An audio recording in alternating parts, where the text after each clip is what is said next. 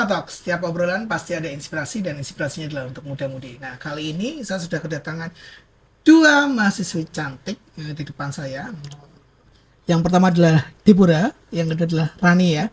Nah, dua narasumber kita ini adalah punya background tidak hanya sebagai mahasiswi, tapi dua-duanya di depan saya ini saya agak minder nih, karena mereka sudah punya prestasi di level internasional. Mereka adalah atlet.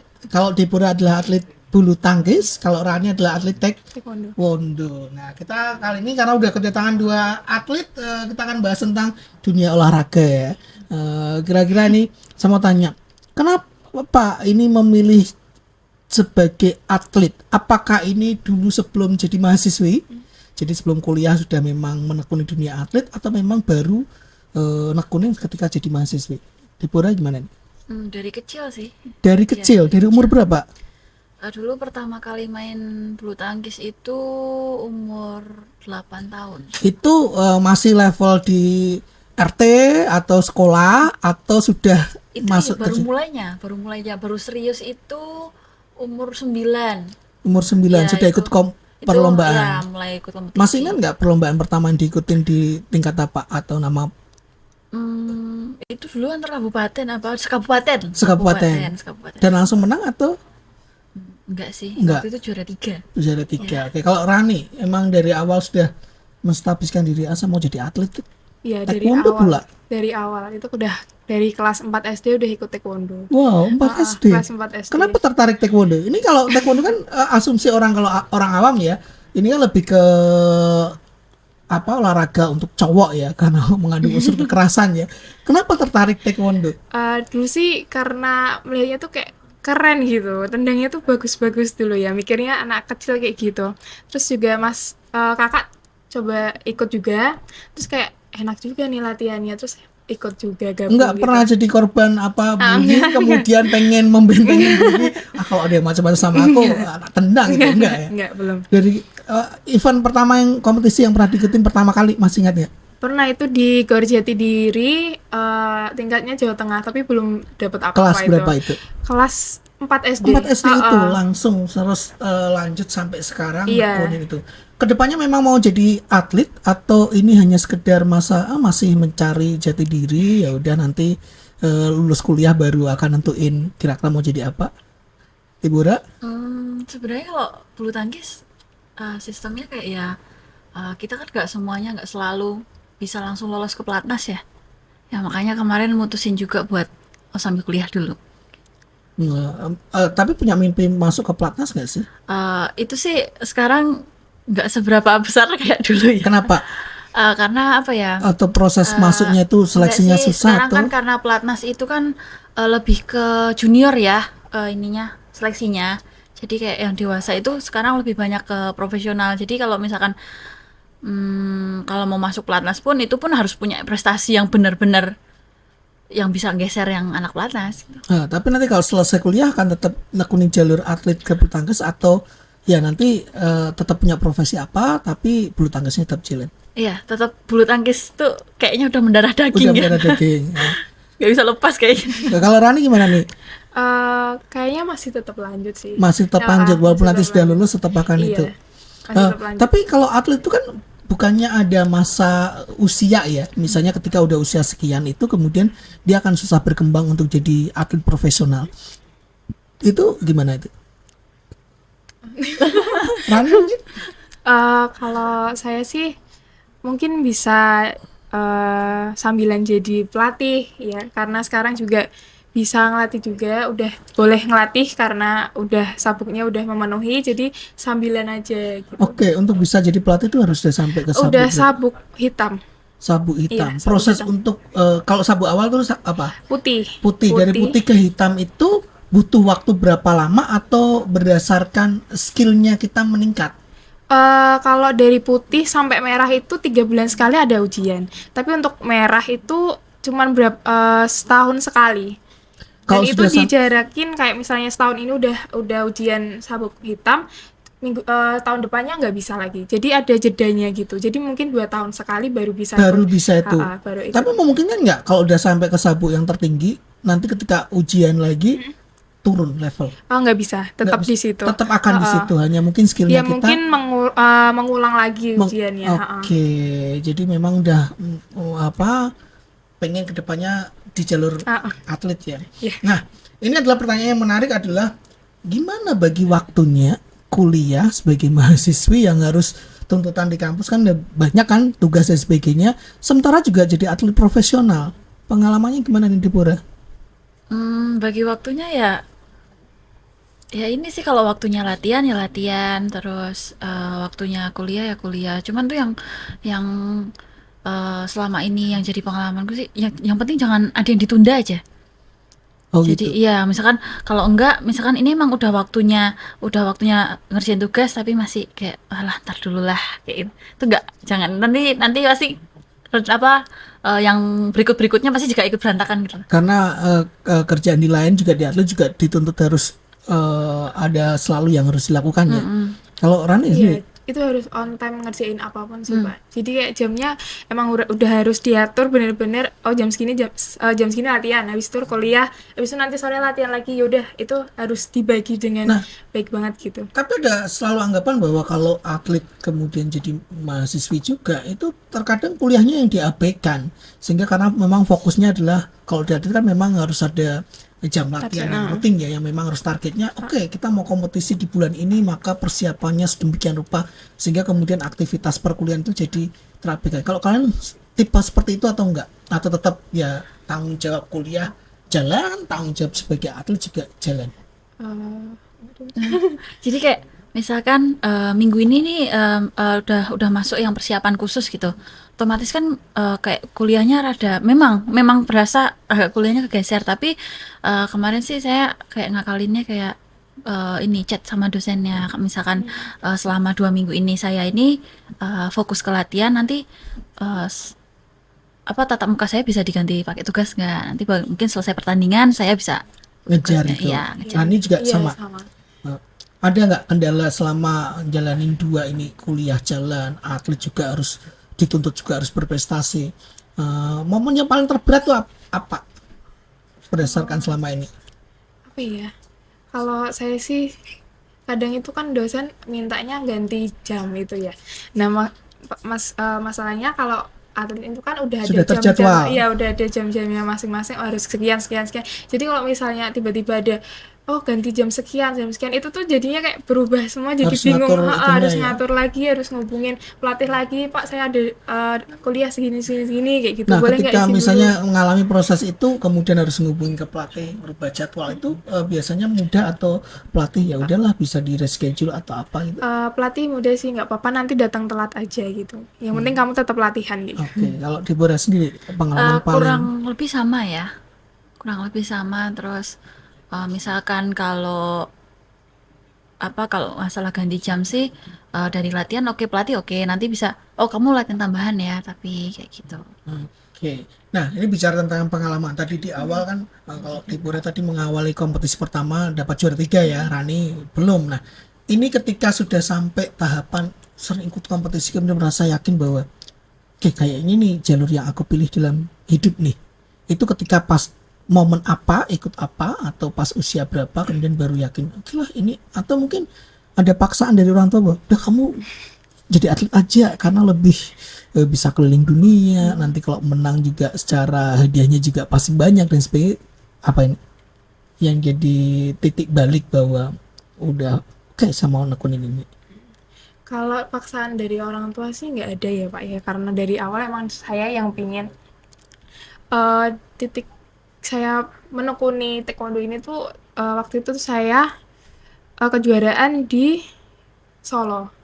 Itu saya itu main under kelas berat badan ya, kelas 46.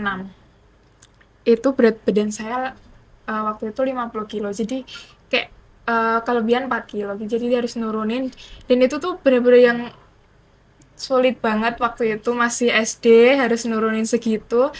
Tapi alhamdulillahnya waktu kejuaraan itu dapat juara 1, itu senangnya kayak aku mau lagi, aku mau juara lagi, aku mau juara lagi Jadi kayak gitu. makin memotivasi Iya, setelah makin dapat juara memotivasi, ini, iya. besok saya harus ikut lagi, harus menang Iya, lagi dan ini. heeh. Deborah, Dulu sih sebenarnya kalau dibilang ada paksaan dari orang tua juga enggak, karena dulu tuh eh, ikut bulu tangkis tuh bilang nggak sengaja. Nggak sengaja. Jadi tuh dulu itu jadi papa tuh punya temennya itu punya anak ceweknya ini agak ya lumayan deket lah sama saya. Nah, dia itu tuh pengen ikut les badminton katanya gitu, terus karena kakaknya juga main kan, terus tapi dia nggak mau karena nggak ada temen yang kenal, terus akhirnya lah Ngajak saya. kamu. Nah, ngajak saya itu eh pas udah berapa kali ya, mungkin kalau nggak salah tuh 3 kali latihan, papa tuh tanya, ini kamu mau terusin apa enggak, katanya gitu. Terus mau lah pak, temennya banyak katanya. Kayak gitulah, dari situlah latihan terus ikutlah pertandingan itu, terus apa namanya ya itu yang juara 3 dapat sepatu ya, karena oh seneng ya dapat hadiah gitu. Lanjut terus ya. Terus momen yang benar-benar sampai akhirnya udahlah seakan menekuni ini sampai kapanpun. Ya, itu mulai kelas 4 SD.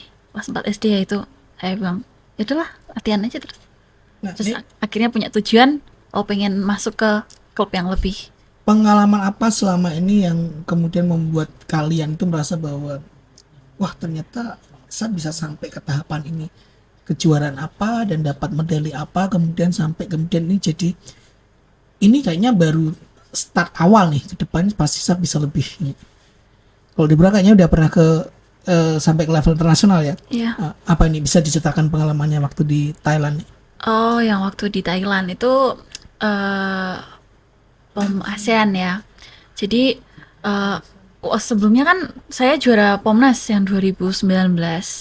Nah, itu tuh kan harusnya POM ASEAN itu diadakan setahun setelah itu, 2020 ya, 2020, tapi tuh corona ya. Karena COVID ya. Ya, corona itu. Terus mundur. Enggak lah, paling nggak ikut lah POM ASEAN nanti gitu. Ya, itu tetap latihan karena memang kan saya juga masih ikut kejuaraan nasional juga kan. Terus waktu 2022 kemarin, jadi itu pas lagi nganterin adik-adik ya lebih junior lah, itu mereka lagi pertandingan di Solo, jadi posisinya lagi nonton aja gitu. Ditelepon dari Jakarta gitu kan, Deborah kamu lagi di mana segala macam. Loh, ini dipanggil POM ASEAN, loh beneran ini kak gitu. Iya, soalnya kan kamu masih, karena kamu terakhir kan yang juara POMNAS kamu, jadi kamu tetap dipanggil. Ya kayak ya Saat itu dapat juara berapa? yang waktu POMNAS 2019 juara 1. Oke, itu gimana perasaannya begitu dapat juara 1? Yang waktu POMNAS ya itu senang banget, soalnya yang ya finalnya itu sebelumnya waktu beregu itu aku kalah. Ya, mereka dari DKI itu kalah rubber game. Terus waktu final yang perorangan itu ya istilahnya udah habis-habisan lah, udah main beregu juga, terus main perorangan dari awal. Menang itu karena senengnya dia baru keluar dari pelatnas yang saya kalahin itu. Oke, terus sampai yang ke Thailand dapat juara berapa? Ini beregunya dapat perak. Perorangannya saya nggak ikut. Oke. Itu apa jadi pencapaian yang terbesar sejauh ini atau Iya, ada kejuaraan yang mungkin sejauh ini sih. sejauh ini? Iya, untuk mahasiswanya sejauh ini. Kalau Rani? Kalau saya tuh kejuaraan di Bali sih yang paling tertinggi ya, karena internasional juga. Jadi itu ceritanya itu juga nggak sengaja ikut itu. Ini kenapa pada nggak sengaja? Iya sih? kan, nggak sengaja. Saya nggak sengaja nggak pernah yang sampai berprestasi. Karena nggak sengaja ikut kejuaraan yang itu. Itu awalnya karena saya tuh mau daftar jadi tentara, itu ceritanya Pak. Oh, Jadi oke. tentara itu. Tapi saya tuh piagamnya kurang. Udahlah, saya bingung nih. Ini kok nggak punya piagam terakhir ya? Karena emang corona itu kan nggak ada sertifikat sama sekali toh Pak. Yaudah habis itu ikut itu aja tuh kayak mau under berapa ya, mau kelas berapa, beratku segini, kurang segini. Ya udahlah, coba under 49. Itu saya overnya 6 kilo. Kelebihan 6 kilo, jadi harus nurunin dulu 6 kilo. Udah nimbang, udah selesai, udah masuk 49, besoknya tanding. Harusnya main 3 kali, tapi dapatnya cuma 2 kali karena satunya itu musuhnya nggak ikut. Jadi main 2 kali, alhamdulillahnya dapat emas gitu sih. Dapat emas. Dapat emas. Dari situ kemudian termotivasi untuk makin naik lagi, Makin naik naik lagi. Menarik ya, ternyata dari ketidaksengajaan berbuah kemudian medali emas dan lain sebagainya. Nah, ini dalam waktu dekat apa ada kompetisi yang sedang akan diikuti? Iya, ada. Ini nanti Juni ya ada kejuaraan swasta nasional di Solo itu tanggal 5, sama lanjut kejuaraan mahasiswa di Jogja. Oke, Rani? Saya minggu depan di itu Pak Pati. Terus bulan Agustus Porprofnya. Wah, ini kalau ngomongin jadwal padat banget ya. Kalau di atlet memang rutin dalam seminggu harus ada berapa latihan sih? Berapa kali itu? Saya setiap hari sih Pak, dari Senin sampai Jumat. Senin sampai Sabtu, Sabtunya pagi aja latihan pagi. Jadi kayak kuliah ya, ada jamnya itu ya. Iya, Berapa itu. jam biasanya? Itu kalau pagi itu latihannya jam 7 sampai jam 9, itu latihan fisik, kalau sore itu teknik. Oke. Deborah? Iya sama, Senin sampai Sabtu, Sabtunya sekali. Oke, setelah itu dari latihan langsung kuliah, langsung nanti selesai kuliah. Iya, Nah, ini latihan. waktu mainnya gimana nih? Jarang main. Kan biasanya kalau mahasiswa tuh masih suka ya main ke sana kemari dan sebagainya sama teman-teman. Kalau kalian udah berarti pagi di lapangan, setelah itu ke kampus, setelah itu balik lagi ke lapangan, terus istirahat. Iya. Iya. Wah, luar biasa ini. Kalau saya bayangin di usia-usia mereka seperti itu, aduh, saya bisa stres nih. Ini nggak ada merasa tertekan bahwa kok masa remaja saya jadi kemudian sudah disibukkan dengan aktivitas kampus dan keatletan, itu merasa seperti itu nggak sih? Atau enjoy karena ini adalah pilihan hidup yang kalian pilih? Kadang itu ngerasa kok aku kayaknya nggak pernah main ya kayak gitu, kok aku kayak nggak kayak yang lain kayak gitu. Tapi ya terus pasti nanti ada juga mikir nggak apa-apa lah, orang aku dari badminton ini enak hidupnya kayak gitu. Bener. Itu Rani juga sama. Bener. Rasanya kayak nggak apa-apa lah, orang juga dapat uang, udah bisa jajan juga. Iya benar. Jadi dibandingkan teman-temannya, memang kan nilai positif adalah kalian bisa menghasilkan uang sendiri ya. Sudah hobi, suka, kemudian menghasilkan, juga networkingnya juga itu. Nah, tapi kalau ngomong-ngomong di pergaulan di kampus nih, teman-teman melihat kalian seperti apa nih? Apakah memang, dan tadi kan jadwalnya kan sudah teratur ya, artinya kan intensitas bertemu sama teman juga jadi terbatas di luar kelas ya. Ini memandang kalian seperti apa? Wah, ini karena atlet ya udahlah, sama males main sama atlet, atau tetap dianggap sebagai teman yang friendly dan sebagainya? Tetap dianggap teman sih Pak. Malah sering dibantu, saya minta tolong kayak tugas ini gimana, oh ya dikasih gitu. Maksudnya dikasih tahu lah, maksudnya harus gini loran kayak gitu sih. Jadi teman justru masih support ya. Masih support. Tapi teman bangga nggak punya teman seperti kalian sebagai atlet yang sudah berprestasi sampai internasional? Iya. Katanya bangga. Sampai mungkin dipromosiin ke teman yang lainnya, ini loh aku punya teman atlet, atau foto bareng kemudian diupload di sosial media, kemudian di tag, ini loh saya foto sama atlet internasional. Itu pernah punya pengalaman seperti itu? Pernah sih Pak. Waktu kemarin kejuaraan terakhir juga pada bikin snapgram gitu. Aduh, saya malu. Malu mana? Kenapa? Ya, di situ kan wajahnya masih penuh dengan keringat ya Pak ya. Tapi bangga nggak sih jadi atlet? Apa yang membuat kalian bangga? Apakah mengharumkan nama keluarga, nama kampus, nama negara, atau ya karena membawa nama diri kalian sebagai pengennya atlet profesional? Deborah? Semuanya sih itu. Semuanya deh. Bangga semuanya. Jadi dari pihak keluarga sampai manapun mendukung ya?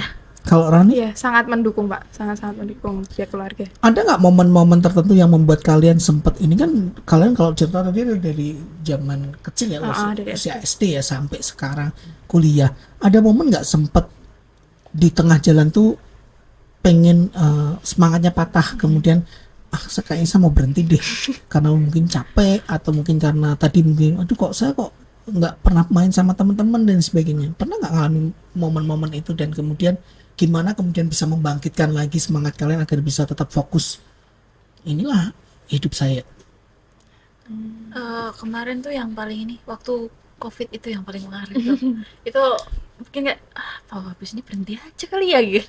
Karena biasanya udah banyak aktivitas, terus COVID karena Iya. berhenti, jadi itu ya. Iya, terus karena terus ya banyak ngobrol sama papa sih habis itu kayak oh ya, oh masih bisa diulang lagi dari nol. Rani mungkin punya pengalaman apa yang Pernah sempat sih waktu down itu waktu masuk SMA. Jadi kayak rasanya tuh jenuh banget. Jadi atlet itu kayak capek, harus nurunin berat badan, harus inilah, harus nggak bisa makan banyak, bla bla bla bla. Padahal kan aku suka makan gitu loh Kak. Tapi nggak bisa makan karena disuruh aturan harus harus berat badannya berat segini badan ya? harus segini gini. Udah capek, kadang kalah. Mikirnya kan waktu itu kayak gitu. Terus sempat berhenti itu selama setahun. Saya mencari aktivitas lain, ikut cheerleader di SMA. Tapi habis itu kayak mikir lagi, kangen juga ya sama taekwondo, kangen juga ya sama latihan, kangen juga diomelin pelatih, bla bla bla bla bla. Terus akhirnya ada semangat lagi, latihan lagi gitu. Oke. Nah, kalau menurut kalian ketika ikut kompetisi ya, ini memang selalu punya target bahwa saya harus dapat medali, atau dapat medali nggak dapat medali itu urusan belakangan, yang penting tampil dulu? Atau memang udah target awal bahwa saya harus nyampe ke emas nih, atau perak, atau perunggu ini? Jujur pasti pokoknya gimana caranya nggak boleh lewat. Harus emas. Harus kita emas. iya. Nah, begitu misalnya ini kan sudah pernah mengalami berbagai kompetisi ya. Ada momen nggak ketika kemudian ternyata nggak dapat, atau mungkin dapatnya mungkin perunggu, kok nggak dapat emas? Ini pernah merasa benar sampai kecewa, kemudian nyalahin diri sendiri, atau misalnya ya udahlah mungkin di momen ini adalah memang usaha saya udah layaknya memang segitu. Pernah sih. Jadi kalau misalkan waktu itu nggak dapet emas, jadi memang awalnya kayak kenapa sih kok kalah sih, kok gini aja kalah sih, kayak, ya dari situ tuh jadi makin kayak jadi mikir gimana sih kemarin kok bisa kalah, gimana biar bisa ngelewatin ini, biar gimana caranya dapat emas. Jadi Berarti mengevaluasi Iya. diri bahwa kekurangannya kemarin di sini, berarti next itu jangan sampai terjadi. Iya, jadi Tania tahu. sendiri gimana? Pernah sih Pak, itu malah musuhnya itu sabuknya di bawah saya. Jadi mikirnya kayak mungkin waktu itu gampangin ya Pak saya sama musuh ya. Jadi kayak udahlah paling menang Di atas gitu. kertas sudah Iya, di atas kertas tinggian gitu. kamu gitu terus. Iya. Ternyata poinnya tuh di detik-detik terakhir tuh malah sama. Jadi harus sudden death gitu loh Pak. Jadi kayak cepet-cepetan siapa dulu yang dapat poinnya. Nah, saya tuh kurang fokus dengan sudden death itu, dengan sudden death itu. Habis itu saya tuh malah nunggu. Dia tendang duluan, poinnya udah masuk, langsung sana yang menang. Selesai. Saya cuman loh, oh iya ya, kan sudden death. Gimana sih? Saya langsung di pinggir, langsung kecewa berat, dan dia udah dimarahin sama pelatih Terus karena kurang fokus. membangkitkan itu gimana kemudian? Ya saya Agak- mengevaluasi lagi, kok bisa kurang fokus ini. Padahal udah di atas kertas, udah bisa harusnya menang, malah kalah gitu. Oke, mungkin buat kalian tips buat anak muda-mudi di rumah yang mungkin nonton tayangan ini ya. Gimana kalau mereka kemudian mau terjun sebagai atlet nih? Apakah ada kata terlambat, misalnya udah jadi mahasiswa baru mau terjun, atau memang harusnya memang dari kecil? Kalau kalian harus menurut dari kalian? kecil. Harus dari kecil. Iya, harus dari kecil. Jadi kalau memang profesional memang harus dari kecil. Tapi kalau misalnya sudah jadi mahasiswa nih, pengen ikut kompetisi dan sebagainya, mungkin kan di luar juga banyak ya kadang ada kompetisi, entah itu tingkat regional atau apa. Masih memungkinkan nggak sih berprestasi di bidang olahraga? Kalau memang awalnya dulu pernah latihan atau ini ya mungkin bisa ya. Tapi kalau memang dari nol Akan susah karena susah banget kan. karena nggak bisa instan. Iya. Kalau Gitu. dari taekwondo itu mungkin kalau mahasiswa pengen ikut kejuaraan itu bisa Pak, karena di taekwondo itu kan ada pemula dan prestasi. Jadi mungkin kayak yang awal-awal baru ikut latihan itu bisa ikut yang pemula dulu gitu. Jadi penjajakan dulu, kalau tadinya modelnya kayak gini nih gitu. Terus bagaimana dia mengolah bisa jadi di kelas prestasi ini kayak gitu. Oke, jadi mungkin bisa ya bagi yang baru mau mencoba, nggak ada salahnya ya mungkin ikut kompetisi-kompetisi yang disesuaikan Iya, dengan kemampuannya ya. Nanti baru dilihat nanti Iya. next kedepannya apakah bisa berkembang atau tidak.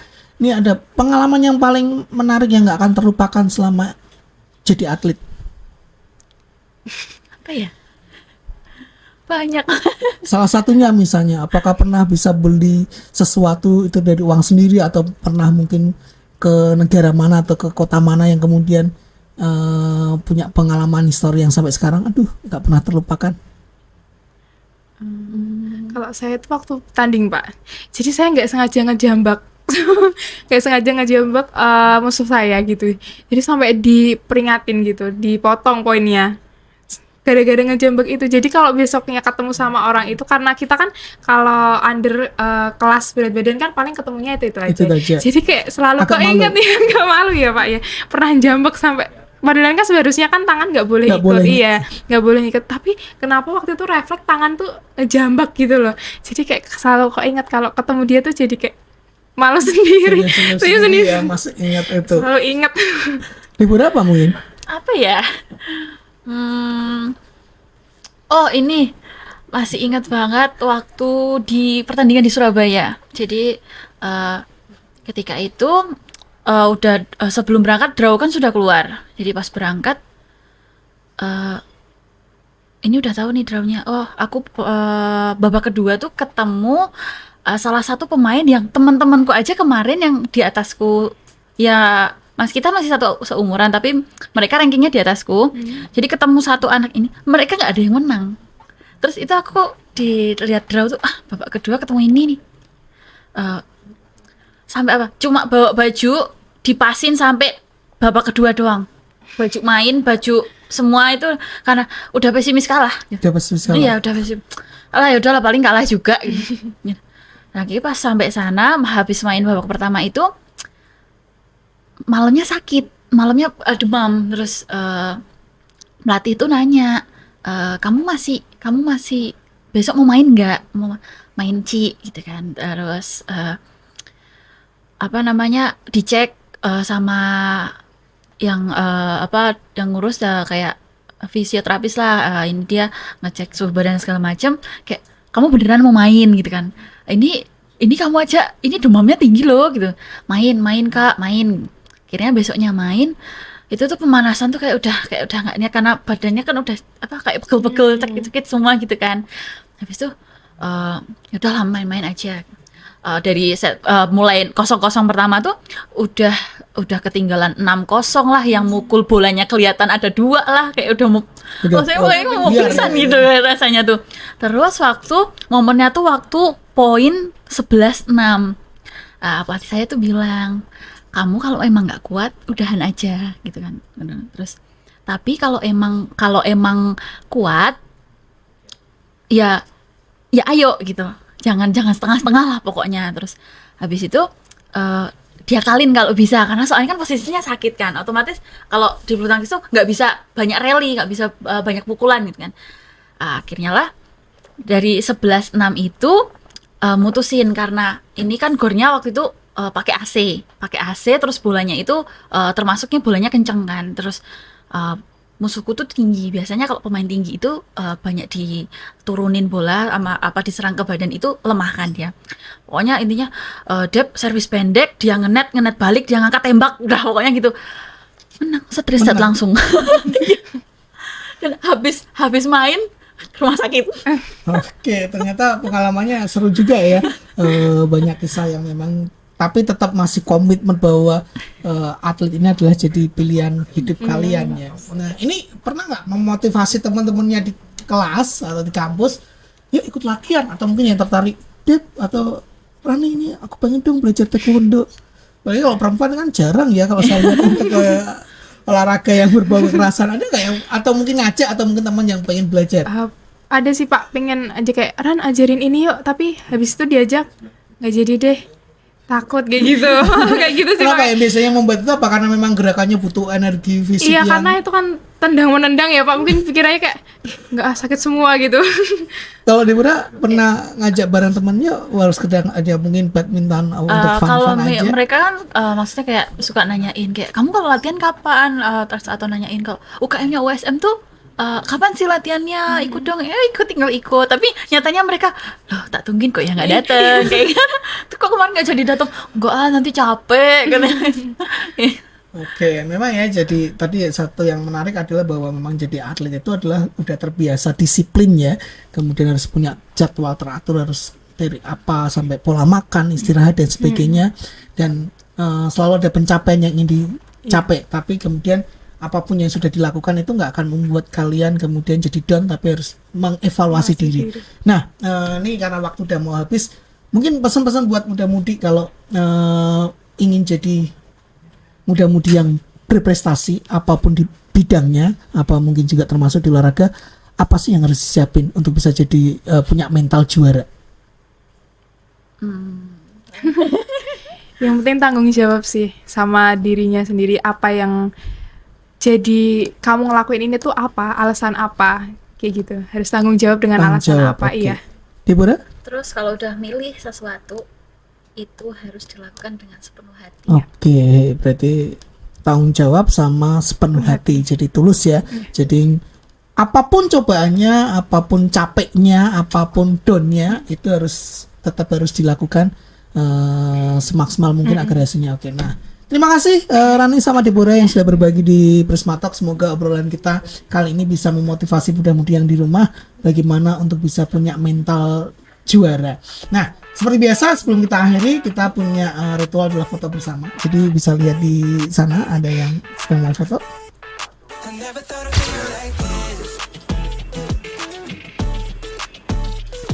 Oke, nah dengan hasil jepretan dari kru Prisma Talk yang nanti akan kita pasang di belakang, itu menandakan bahwa obrolan kita hari ini berakhir. Tapi semoga next kita ketemu lagi ya dengan obrolan yang seru. Dan akhir kata kita akan ketemu di Prisma Talk dengan narasumber dan tema-tema yang lebih menarik. Tetap di Prisma Talk.